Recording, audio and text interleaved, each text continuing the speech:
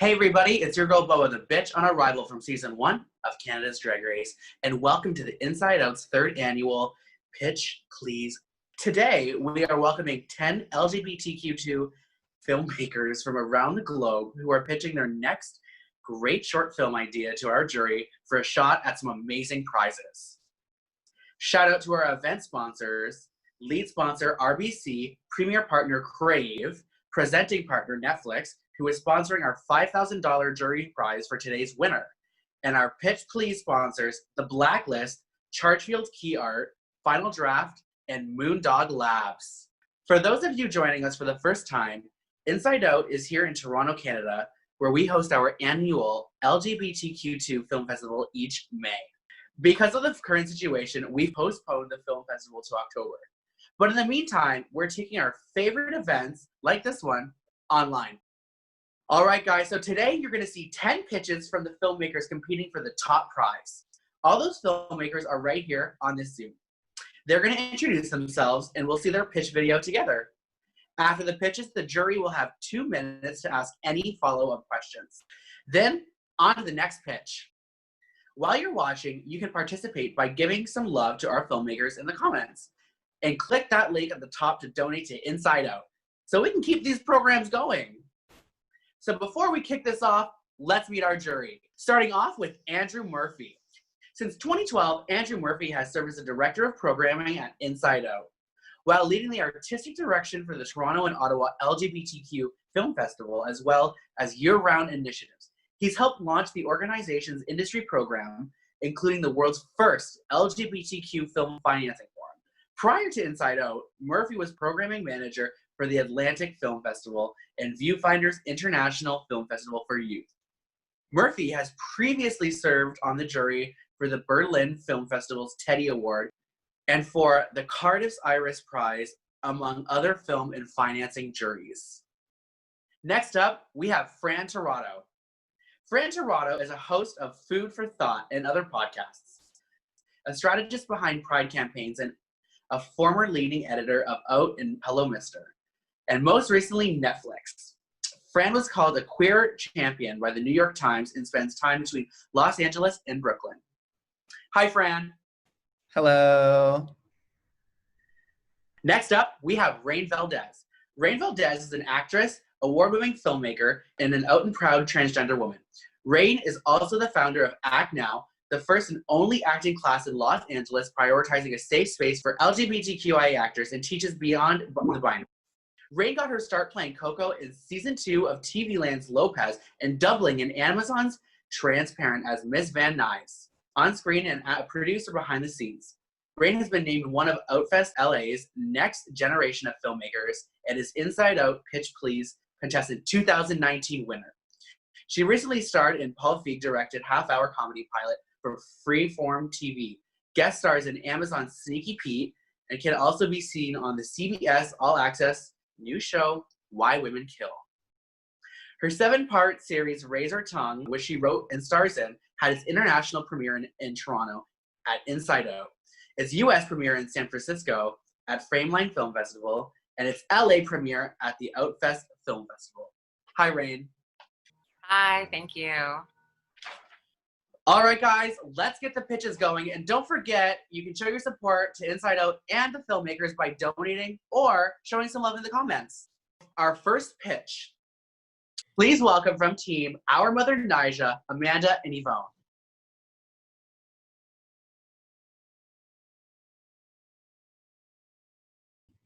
Hello, we're Yvonne and Amanda. Hello. Directors of our short doc called Our Mother Nyjah. When I realized I was queer, I sat in my room and cried for hours and hours, praying to God that I won't wake up the next morning. This is a reality of so many queer young folks, especially those in the West African diaspora, of which I'm a part of. Our Mother Nyjah was birthed from these struggles as women of color living in a world that wasn't built for us, with histories that make our culture so rich, yet hold us back from acknowledging who we are. And yet, community is all we have. In this film, I'll be interviewing 3 other queer West African women with similar life experiences. Debbie, who runs the Ottawa Dyke March, Michelle, who's an avid rugby player, and Kemi, who owns our own theater company. And together we discuss reconciling difficulties of culture, sexuality, religion, and the colonial aspects of that. In talking about queerness, there's also this beauty amongst discussions of pain. And so we aim to have this poetic, distinctly Canadian look to our Mother Naija: water, nature, city, suburbs. It'll be shot in digital 4K on anamorphic vintage lenses and will tell a story through talking heads, archival footage, and B-roll, emphasizing this idea of community. We're aiming for 6 shoot days in Kingston, Oakville, and Ottawa. We have a detailed plan in how we aim to utilize this cash prize directly to production costs, as well as using the in-kind packages provided from Chargefield Key Art and Moondog Labs. Our budget currently sits at $25K. To finance this, we are also applying to a number of other funds: Hot Dogs Cross Currents, NFB FAP, and Ontario Arts Council. If we don't receive some of our funding sources, Yvonne and I are prepared to waive any monetary compensation in order to pay our crew. I know this film will make a difference in young lives because I felt so alone as a young queer girl of West African descent, and I want to show others that they're not alone in their struggles. With that, we want to thank you so much for the opportunity to share our project with you. Thanks. And now to our jury for 2 minutes of questions. Does anybody want to go first? Bren, you can go first. Yes. I mean, you talked a little bit about what it means to make a story, about like why you tell the stories you tell. I'm curious, you know, we're in a very interesting time where the future is difficult to project or foresee, but if you were to project into the future and think about what you want your work to tell other people after this, what do you want your work to stand for? I think predominantly so this idea came to me because I finally got to a place of acceptance and happiness in who I am as a person. And I feel that this film will be timeless because over time, there's going to be people who are not comfortable in who they are and not happy with themselves because of how society portrays them and what society tells them to be. And I think this will be able to transcend that and let them know that it's okay, you're loved, your things are going to be fine. And especially, we want to emphasize the importance of community because I really think community was what got me out of, frankly, not killing myself several times. So I think that's important to show, and that's that I think that'll transcend time, transcend this virus, and transcend the future. We'll get to the future, hopefully.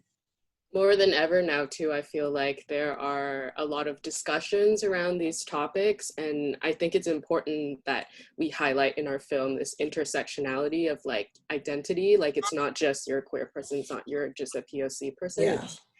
It's a combination of a lot of things, and some of our subjects as well are very involved in sort of the Canadian political side. Like, they have meetings with parliamentary members, etc. Like, they're very vocal in sort of this community organization, and I feel like this is an important aspect to highlight as well. All right, I think that is 2 minutes. That was great. Thank you very much. No, you didn't. Thank you for sharing your story. So our second pitch, please welcome from the staircase, Kate and Emily.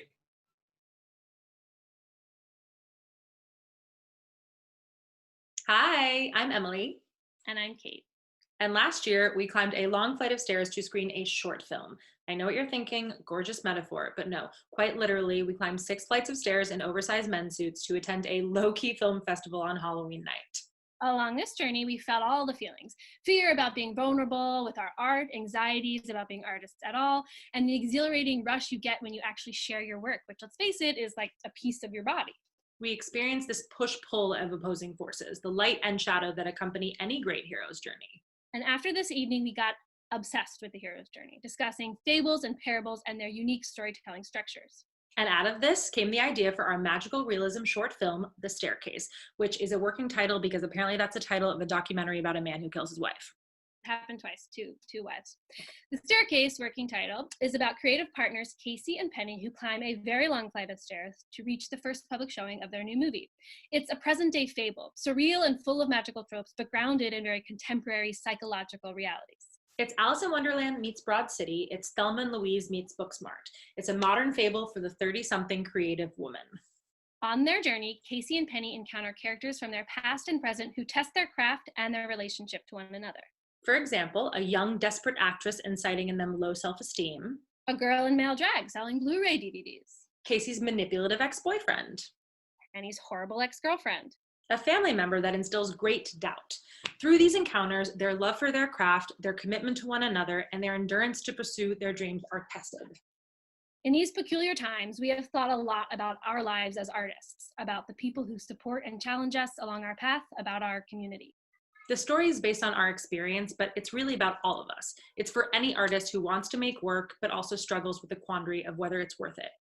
Right now, there is a lot of uncertainty, but what we keep returning to and are sure of is true collaboration.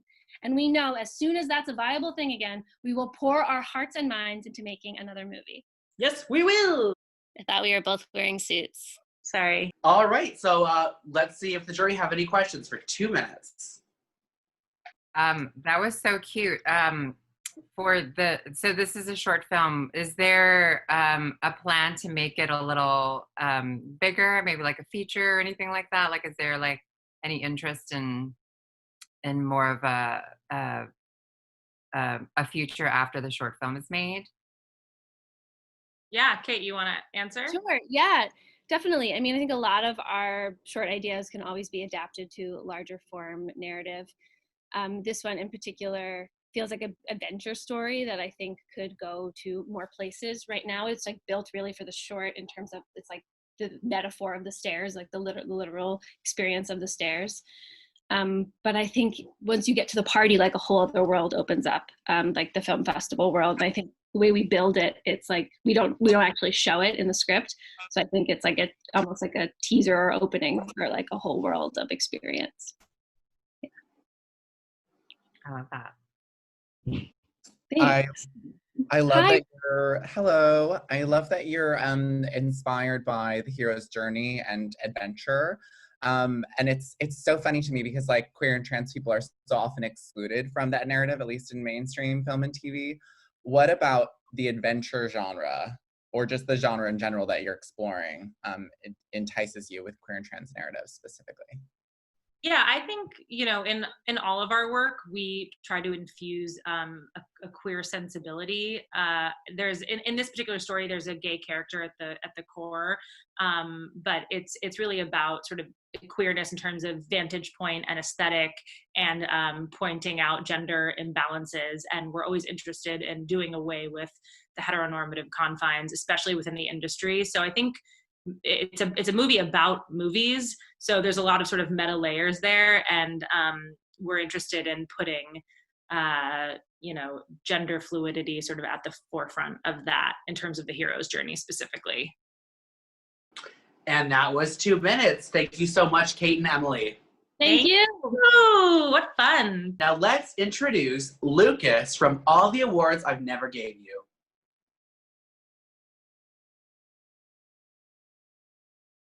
Good afternoon, my name is Lucas Drummond and I'm the screenwriter and producer of the Brazilian short film All the Awards I Never Gave You.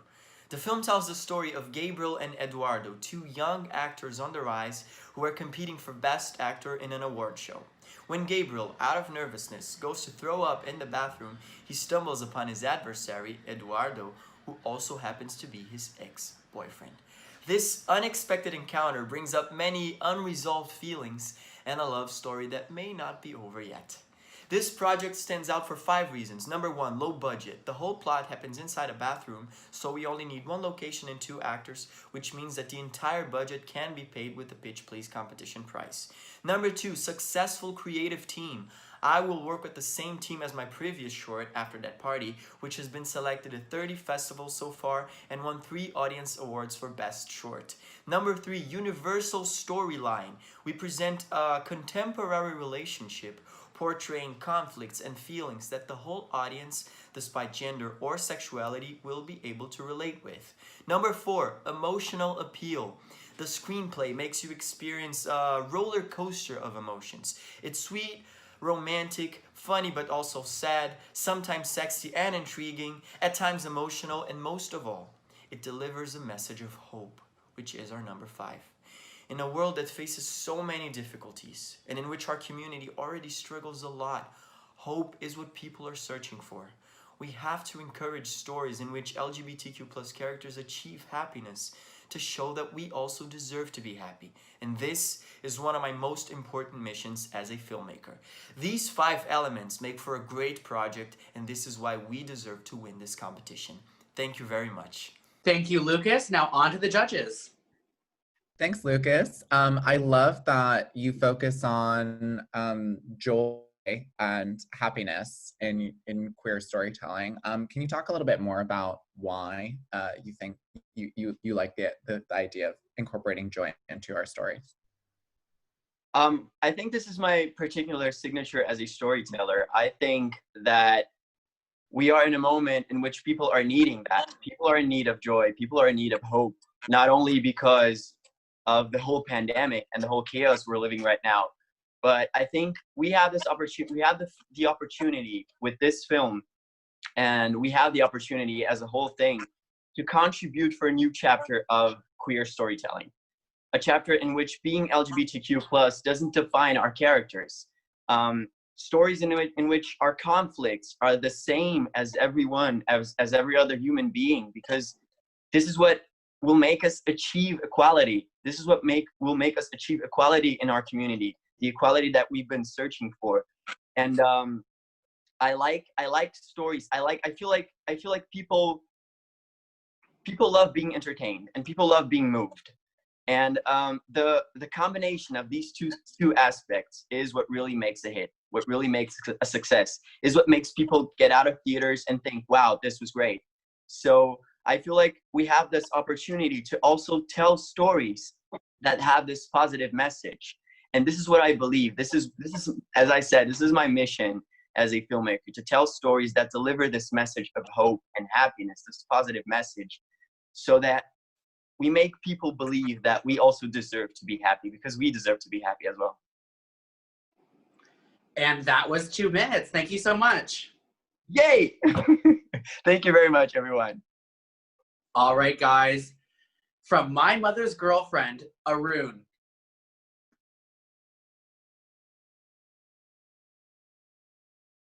Hi, I'm Arun, and a very warm hello from Mumbai, India. I'm the writer and director for the script titled My Mother's Girlfriend. As is apparent from the title, it is a story of 3 individuals. It is a story of Sushma, a feisty woman who is about to turn 50. She is a vegetable vendor who has a stall on a very busy street. She's been a widow for a while now, and she's actually quite enjoying the freedom that comes with living life on her own terms, so much so that she doesn't want to live with her son's family, which is typically what most women in her age and situation would be doing in India. She's finally found love in the form of Sadia, a 40-year-old neighbor who lives in the same slum as she does. Now both the women are deeply in love with each other and want to spend as much time together as possible. This is the story of one such day. It is Sushma's 50th birthday. Both the women head out to the beach to spend the day together. They are like young girls, jumping up and down and excited and, giggling throughout the day. They have ice cream, they have fast food, they take a dip in the sea, they watch the sunset, and then they finally head back to spend the night together. Now, unfortunately for them, Sushma's son happens to see them together, and he follows them back home. He is devastated when he finds his mother in the arms of another woman. The film is about what happens when these two relationships come face to face with each other. Now, we're not used to seeing our mothers as sexual beings, certainly not in India. We as a team are really excited about breaking that stereotype. We are also as a team very, very excited about exploring a relationship between two mature lesbian lovers from the working class, image that we've not seen coming from India, certainly. We are very excited about starting work on our film, and we hope you like our pitch. Thank you. Thank you so much. And now to the jury for 2 minutes of questions. I just want to quickly thank you for presenting or pitching a story that one is female-centric, female protagonists, and two, and as a festival, we see so many stories that are about the parents finding out about their child. And this is reversed. And I like how you turn that on its head, and it's about the child discovering a parent living their true Right. lives. And so Right. what was an inspiration for you doing this? So I think one of the major inspirations was to kind of reverse this and kind of show like I said in the pitch, our mothers, we don't really see them as sexual beings, and in a country like India where homosexuality is kind of was illegal till recently and is still looked down upon. A lot of people go through their lives, living lives closeted as homosexuals. So I wanted to explore the life of someone who's kind of, in the later half of their life, finally embraced their sexuality and also kind of break this stereotype of,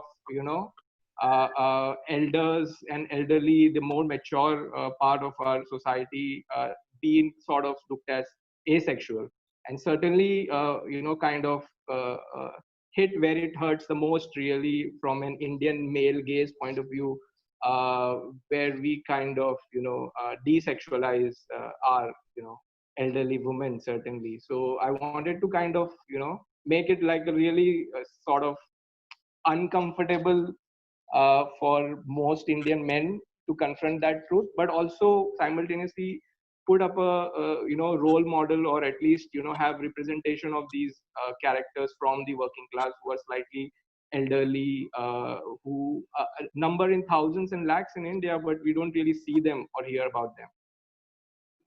And that was 2 minutes. Thank you so much. Thanks so much. Thank you so much. And please welcome from 1312, Alkis.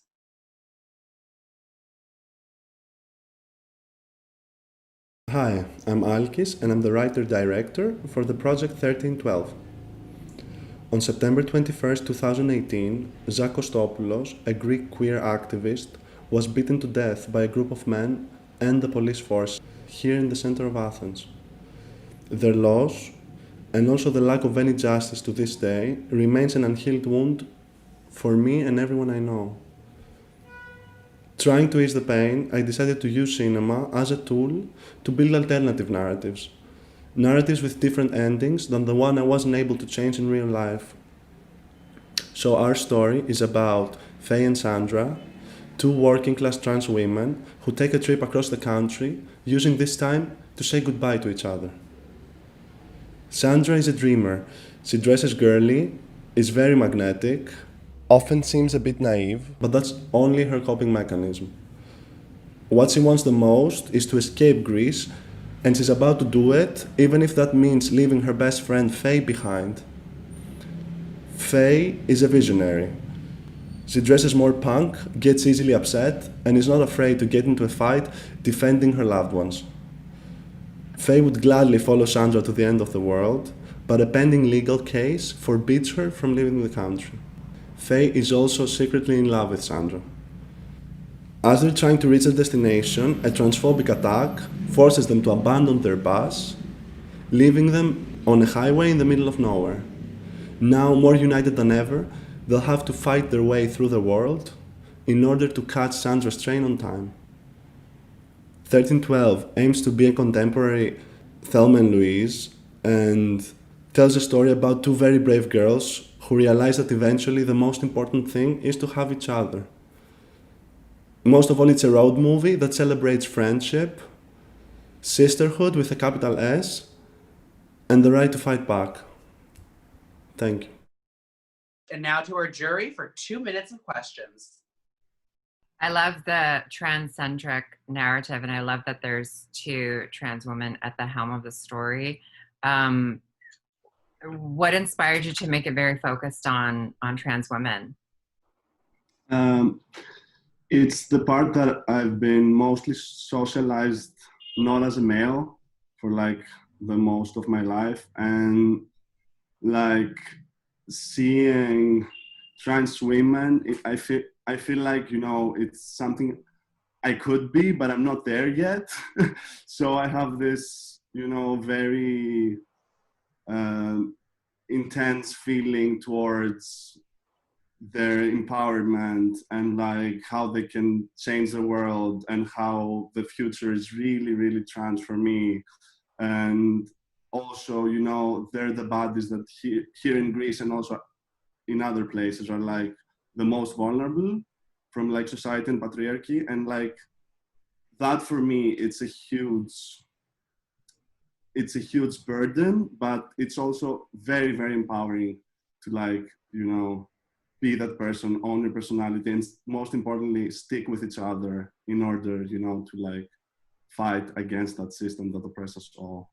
So I think that's it. When it comes to this story specifically, what do you think, what exactly do you want this film to accomplish for your communities and for the people that it's about? Mostly, I wanted to cast light to the threats and violence that Greek trans bodies face, and like be open about it and talk about it. But you know, the most important thing was like what I just said, that sticking together, it really feels like we can, you know, go on and we can like, how to say it, we can continue existing in the way we want and like build new communities, new ways of existing in a place where like completely wants us almost dead, you know, because this happens all the time. So that's really what I wanted to say mostly. I don't know if I am answering your question right now. No. I'm very anxious. Oh, don't be anxious. You did a great job. And that was 2 minutes. Thank you so much. Thank you. All right, everybody, let's welcome Harley and Jesse from Gay Harley, Straight Harley.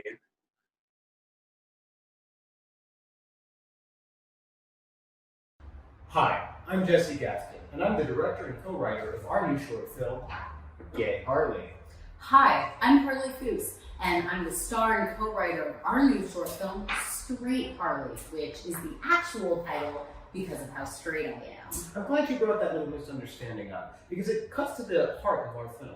Absolutely. With this semi-fictional docu-comedy, I intend to prove to you, Jesse, and you, the fine people of Zoom, that I am a 100% heterosexual person of non-binary trans-masculine experience. That doesn't make any sense, but still, it gets to the center of our project because it's a playful deconstruction of the inherent absurdity of trying to fit queer identities into a heterosexual framework. I do too fit into a heterosexual framework straight. More like homosexual frameworks fit into you, gay. But either way, we are going to be doing some deconstructing of LGBT tropes by juxtaposing a heterosexual with traditionally gay iconography and activities. Like cruising at the gym, jerking off to Robert Mapplethorpe, and loving musical theater and skincare. Okay, I have never once masturbated to Robert Mapplethorpe. I appreciate his art on an intellectual level, but I think saying that is inherently homosexual is the very type of misconception we're trying to tear down with this project, girlfriend. Don't get me wrong. Gay people act straight all the time, and straight people act gay all the time. But the important thing here is that you are a gay person who acts gay all the time. No. I'm a straight person who acts straight all the time because when I, a straight, do something that thinks straight, and that's what the project is called Straight Harley. Straight Harley. You're gay. No, Straight Harley. Straight Harley. Straight Harley. Straight Harley. Straight. I'm straight. All right, and now to our jury for 2 minutes of questions. I love that the idea of a mockumentary investigating the ways that language and labels really fail queer and trans people. That's so smart. What was the impetus for this? We've actually had this as like a kind of running bit in our like social group for the last 2 years. Yeah, it really emerged naturally from our, I don't know, life day to day. Yeah, so yeah, we think it's like an inside joke with our friends, and we want to kind of turn it into an inside joke with the larger like trans and gender non-conforming community. I don't know that I have a question, but I love that it was very lighthearted, and I love that there's very distinct perspectives on both your parts. Yeah. And you both seem to have great chemistry. Like I could totally see it as a short film, and I could totally see it like on the big screen in a festival. So yeah, I don't know that I have any questions, but I thought it was a great pitch on both your parts. Thank you so much. Yeah, I mean, and we really wanted to like zero in on that kind of like irreverent tone because we feel like there's so few trans comedies currently that take that tone on. Sorry. Yeah. What are some films that you think tonally inform the film that you're making? Like, what other comedies are you drawn to? Doesn't have to be in the queer space, just in general. I mean, one of our big ones while we were like putting this together and writing it was actually Vaginal Davis's That Fertile Feeling, which was like a wonderful, like lo-fi, very, very campy short from the 90s, like early 90s, right? Mm-hmm. Yeah, that it's just, it takes a similar like ridiculous approach to like the whole thing without like mocking anybody involved and really just letting the audience in on the whole thing. Yeah. Mm-hmm. And that was 2 minutes. Thank you so much. Awesome. Thank you. Thanks. Yeah. Okay, yeah. Next up, from Rejoice in the Lamb, please welcome Jake, Will, and Courtney.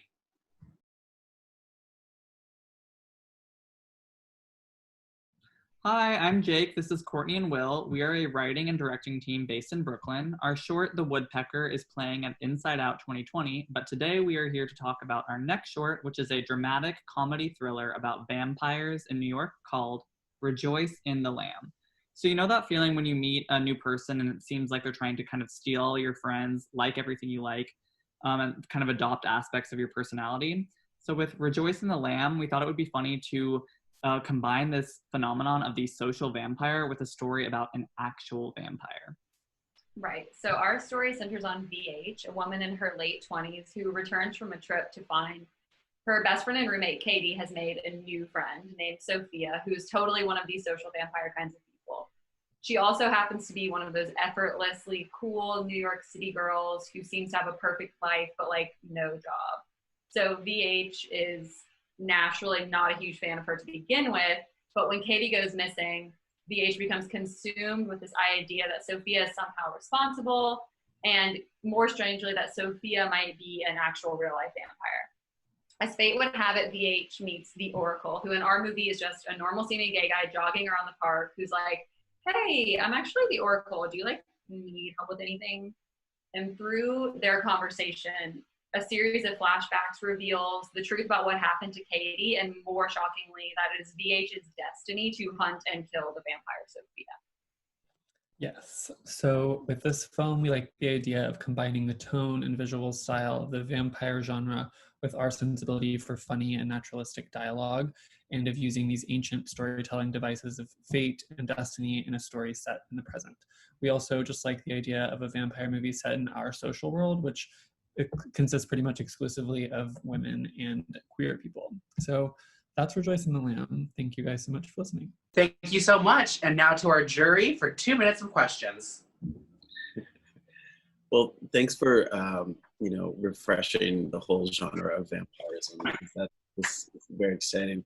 I'm obsessed with this Oracle character. Can you tell us a little bit more about kind of how these scenes will play in with their interactions?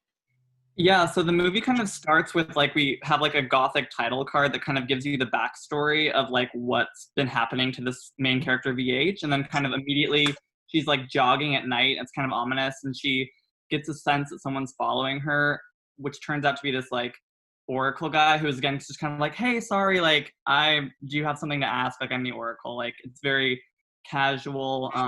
So kind of that's, and then through their conversation, we use flashbacks to show you like stylistically and like a stylist, well, I can't say that. Basically, stylized way, we show you what actually happened. Yeah, so it's framed through their conversation, the whole like script and the flashbacks. Yeah. here for the twilight of it all. No, I'm just kidding. But I do feel like I'm very interested in, you referencing Gothic / vampiric stories, Nosferatu, etc. What kind of lens, devices, things are you looking at when you say you want to reference that era of film? So I was thinking of the movie, it's Vampire. It was like at the beginning of when silent film was changing over to having dialogue. So there's like not that much dialogue, and I guess this is over, but the title cards that explain things versus the indie film thing of like figuring out what's happening. And that was 2 minutes. Thank you so much. Thank you so much for your time. Thank you, guys. So great. All right, everybody, from Rona Uptown, please welcome Chester and Elegance.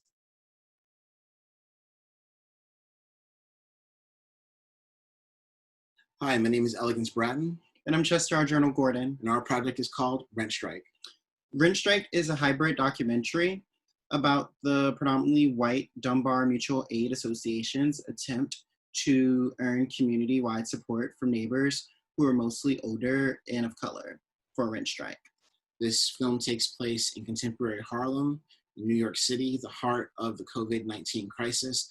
Our governor has issued an edict stating that landlords and other owners do not have to pay mortgages, and our white neighbor feels that it's totally amoral for our landlords to charge us during this time. However, our Black neighbors feel that our white neighbors are being entitled, and we feel that we all need help. We all need rent relief. So we reached out to our actors friends to join our Zoom chats to play the roles of either supporters or even those who are against it, so that we can create a dialogue that can lead to meaningful change. And also show up to the weekly pantries that the Mutual Aid Association has started during this COVID crisis. We also would shoot all of this ourselves on our iPhones, and Elegance would be the DP and director, and I would be the director, and I would also do sound. Thank you so much for your time, and hopefully you'll help us with our rent strike. Thank you. And now for 2 minutes of questions from the jury. Go you first, please. Oh, okay. So you mentioned you'd be shooting it on iPhones and you guys would be directing certain scenes separately. Now, because of COVID, are you able to gather like a small crew? No, we're trying to do it smaller, just the two of us for that reason. So we're not putting germs into, like, we have a lot of older residents here, so we don't want to expose them to too much risk. And that way, keeping it just the two of us, we've been quarantined, we're following the rules, so we should be able to ensure safety of everybody that way. Nice. Thank you. My question, I'm not sure. My question was also about technicalities, but I think you've kind of answered it. I love that you have very quickly, as we all have had to do, adapted to the times and guardrails that we have. Thank you. Thanks. It's also like, since every week the rent strike, since it isn't a Zoom meeting, a lot of it can be recorded from our computers after we have permission from the Tenants Association, which we do, to shoot it in Zoom. And then also the weekly pantry that they do outside to give food and cleaning supplies to people without cleaning supplies in the neighborhood. It's a way for the old tenants to meet the new tenants.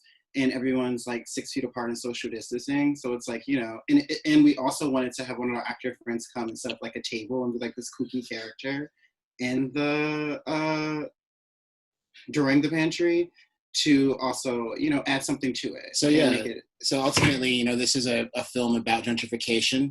We have a situation in the United States where people of color are predominantly impacted by this virus. And we think that we can show a new wrinkle to that impact by showing how a group of gentrifying tenants who are interested in, social justice around their renter status interact with old Black neighbors who are not only being targeted by the virus, but targeted by so much of infrastructural neglect. So by having our actor friends involved, we're hoping to be able to kind of create a hybrid documentary where we can record both our process of getting our actors involved and the process of changing the dialogue around rent strikes in our area of Harlem. Yeah, and everywhere else, because the people who own our building also own 5 other huge buildings. And this is an issue that goes all over the place, because at the end of the day, nobody can pay rent. 40 million Americans are out of work right now. So we hope to make a film that could, you know, once it gets online, could get millions and millions of views, because people identify with, you know, our struggle trying to have some sort of justice around how we live. Yeah. All right. And that was 2 minutes. Thank you so much. Thank you. Thank you, guys. So good to see you. Good to see you too. You look gorgeous. Thank you. All right, everybody. From Dear CJ, please welcome Emily.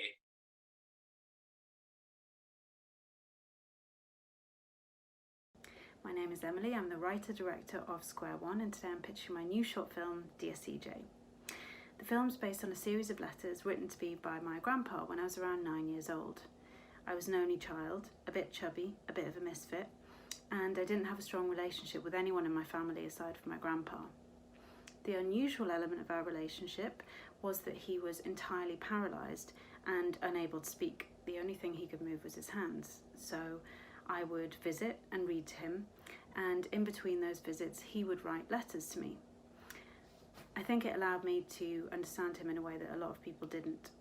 He died when I was about 11, and as I got older I forgot about the letters, until the week that I came out as a lesbian to my friends and family when I was 22 years old. I was clearing out some things from my parents' house, feeling really unhappy and insecure, and I found a box of his letters. The subject of the letter on the top of that pile was kissing frogs, and to summarise, what he'd written was that I'd probably been taught that if I kissed a frog, as a princess would, I might be lucky enough that it would turn into a prince. But what then? What if I got my dream prince and he wasn't the right person for me to go on adventures with? Reading it as an adult, it was really clear what he was trying to tell me, which was that I should accept myself as I was. I don't remember receiving the letter, so to rediscover it in a week when I felt so totally desperate not to be who I was life-saving. I want to make this film to celebrate all of the young people who might feel right now that they don't fit in, even in 2020, or perhaps especially in 2020. I also want the film to be a reminder that in times of crisis, the most crucial support can come from the most unexpected places. Thank you. All right, thank you so much. And now to our jury for 2 minutes of questions. So hard to navigate Zoom etiquette. Thank you so much for sharing your story, Emily. When it comes to this story particularly, what kind of impact do you want it to have on the people that watch it after? Well, it's a comedy, so I want to make people laugh. I think that telling emotional stories with the use of comedy is one of the most successful ways to get across a message. And so I want it to, I want it to make young people feel that there's somebody that they can recognize on screen, but I think it should be accessible to all generations. So I know that sometimes grandparents and parents may not know how to speak to young children who might be beginning to struggle with their sexuality. So it should be a film that is speaks to all ages, but I hope it would improve communication between different generations as well. It looks like Andrew's trying to say something. No? I'm sorry. No. I was just taking notes. Oh, I see. It was great. It was a great pitch, and I appreciate. I love a great intergenerational story, and I think we need more of them all the time. So I love that this is not just a love letter to a relative, but also a love letter to oneself. And I think it's a really great pitch. So thank you. Thank you. I actually forgot to say in that video, because I ran out of time, that the letter was on the wall behind me. Oh, wow. I love that it's based on a personal experience. That's something that you actually experienced yourself. Yeah, and it was actually the first script that I ever wrote 5 years ago, but I wanted to make sure that when I do come to film it, I'd do it justice. So I put it to one side until I had a bit more experience. Very cool. Well, thank you so much. That was 2 minutes. And yeah, thank you. Thank you. And for our last pitch, we have Morgan and Theo from STEAM.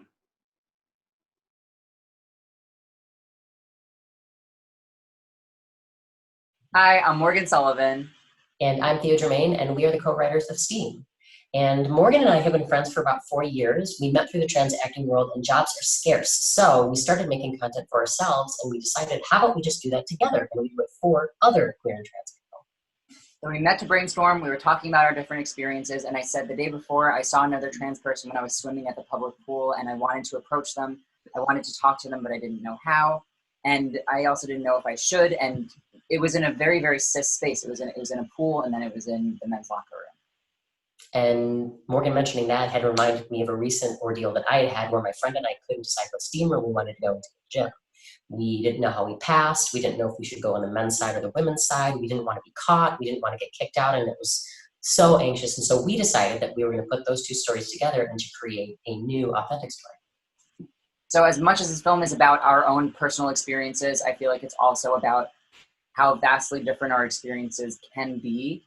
And it's also about the privileges and the vulnerabilities that come with medical transition, and also the longing for community that I feel like so many members of our community experience. And we already have a few excellent members of our team, and we are excited to hire an all queer and trans cast and crew to collaborate and to prioritize giving agency to everyone on set, whether they are in front of or behind the camera. The industry is changing for our community at such a rapid pace, as I'm sure you've noticed. And we don't know what the future of queer filmmaking holds, but we know that we want to answer that ourselves through collaboration and through agency over our own stories. Thank you for your time and consideration and dedication to uplifting queer and trans stories, and we really look forward to talking to you soon. Thanks. And now to our jury for 2 minutes of questions.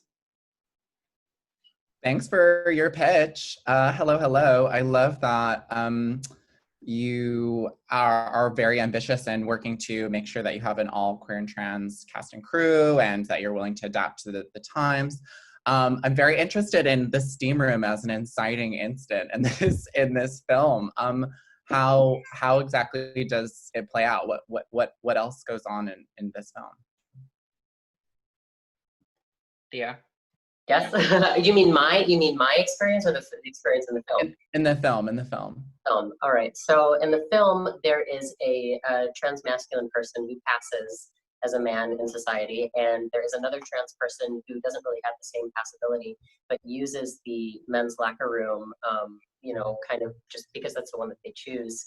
And during the time that both of these characters are at a public pool together, they both go into the STEAM room at separate times to try to have a moment of solitude, because it's like a place where they go for privacy, and then they run into each other. And that is one of the moments where they kind of realize that there's another person like them in the room.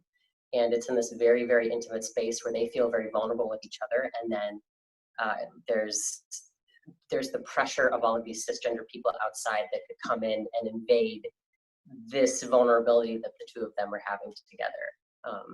So, yeah. That was a good explanation. I love that. It's a microcosm. Yeah. Now, what is it done through comedy, or does it more have a more like a stylized aesthetic? Drama. Yeah, it's a drama. It's a very, very grounded drama. There's hardly that much dialogue in it, really, because we wanted it to be a lot about the sounds. Like, you hear a lot of the pool, because the first scene is the trans masc person is swimming, and then he sees the non-binary person on the other end of the pool. So there's a lot of water sounds. And then in the locker room, there's a lot of locker sounds and just people talking in the background. And it's more just kind of like you can almost see into these people's thoughts without any dialogue happening. And I want to add that they specifically don't talk very much, especially the person who passes in a way that's kind of ambiguous, because they don't want to give themselves away, so there's a lot of times that we don't speak in public places because we're like, I don't know if I'm going to be read as this way or this way. So it's like a safety thing that they both do, which is why I think there's less dialogue as well. Yeah, but so it's a grounded drama. It's really, really quiet. A lot of quiet moments and a lot of watery kind of sounds, shower sounds, and it's more just about the connection between these two characters. All right. Thank you. And that was 2 minutes. Thank you so much. Thank you. Great talking to you. Yeah. Good to see you too. And now it's time for the judges to deliberate. In the meantime, we have some fun content for you to check out, starring me, Boa.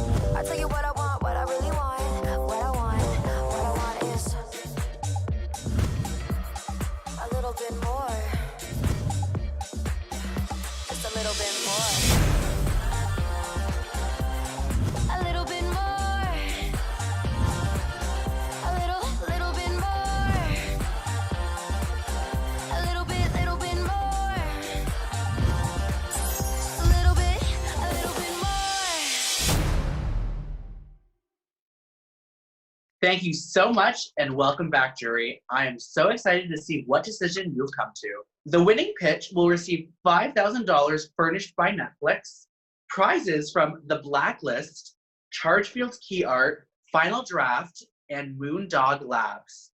Hi, everyone. We want to start by saying that this was a very tight competition. We spent a lot of time thinking about and weighing all the different moving parts that go into great storytelling for queer and trans people, especially for this very unique cultural moment we are all experiencing. We wanted to thank everyone who pitched. Each and every one of you most assuredly earned your spot here and made it very difficult for Fran and Andrew and I to make this decision. The winner of today's pitch, Please, demonstrated a very unique vision for their film with a tone and a conceit that feels fit for a time when we need it most. This submission immediately engaged us, like many of the pitches, but overall feels like the future of queer narratives, the 2.0 of a generation of LGBTQ+ films. This film redefines what it means to be niche or universal, and gives life to queer characters that transcend identity to sink its teeth into a bigger story. The winner of the Pitch Please contest 2020 is Rejoice in the Lamb. Yay! Congratulations. Congratulations. We're so proud of all of you. So big congrats to Jake, Will, and Courtney for Rejoice in the Lamb. We are stoked on your pitch, and I'll be there front row if I can be for when it hits the big screen. Congrats. We're very proud, and we can't wait to see it on the big screen. We took a long time deliberating. It was a long process and very much worthwhile. Enable us to give so much thought and time to all of your submissions today. So thank you so much for being part of Inside Out's Pitch Please today. And good luck with everyone in all of your projects. And we hope to see them on the big screen at Inside Out in the near future. And thank you for making it a tough decision. It's not always very good, just a stacked list of contributors and submitters that are just really strong with a very unique point of view. So thank you to everyone who sent us your story, and we can't wait to see all of your films get made, not just the winner today, but very grateful for you. Thanks. Bye everyone. See you next time. Bye everyone. Thank you. Thank you all for watching, and don't forget you can still donate and comment some love below. Also, thank you to Inside Out for doing this. And for now, my name's Boa. Mwah. Thank you.